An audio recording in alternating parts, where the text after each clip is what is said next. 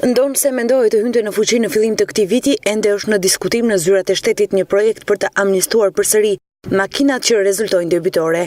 Ky është lajmi i bërë publik dhe që ka influencuar së tepërmi tek debitorët, të cilët prej vitesh nuk kanë shlyer detyrimet në drejtorinë rajonale të transportit në Gjirokastër. Në një prononcim dhënë sot për televizionin Alpo, Borana Lelaj, përgjegjëse e sektorit të personelit dhe shërbimeve pranë kësaj drejtorie, pohon se nuk do të ketë asnjë amnisti për debitorët. Madje ajo pohon se vetëm gjatë këtyre muajve të fundit, mospagesa nga ana e drejtuesve të mjeteve ka ndikuar drejt për së drejti në uljen e të ardhurave. Është spekuluar gjatë në media edhe në opinionin publik që mund të ketë një falje në drejtorinë e transporteve për mjetet që rezultojnë debitore. Sot dhe tani për tani nuk do të ketë falje.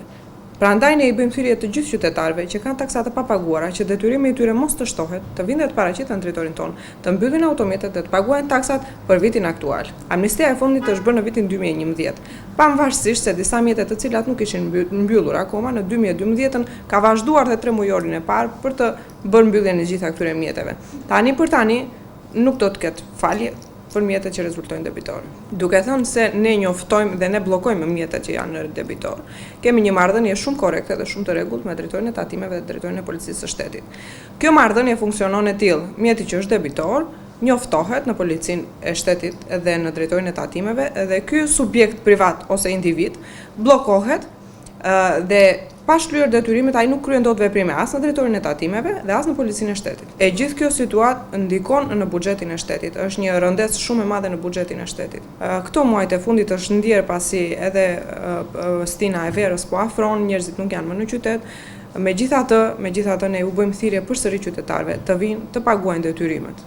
Inspektorët e drejtorisë rajonale tani me një urdhër të brendshëm zbatojnë në fushën e tyre me 2 turne. Dalin dhe para dite dhe mbas dite për kontrollin e automjeteve të cilat janë me taksat papaguara, siguracionet e paprera apo mjetet të tonazhit të rënd që janë jashtë rregullave të qarkullimit.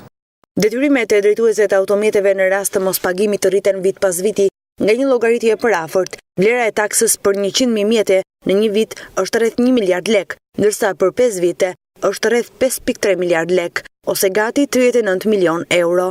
Drejtoria e përgjithshme e shërbimeve të transportit rrugor bllokon shërbimet për drejtuesit e automjeteve që nuk kanë paguar borxhet e prapambetura, duke mos u mundësuar atyre për shembull tërheqjen e lejeve të qarkullimit të rinovuara, patentave ndërkombëtare, marrjen e vërtetimeve për efekt të tatimeve, si dhe shërbime të tjera me qëllim që të detyrojnë mbledhjen e taksave të prapambetura.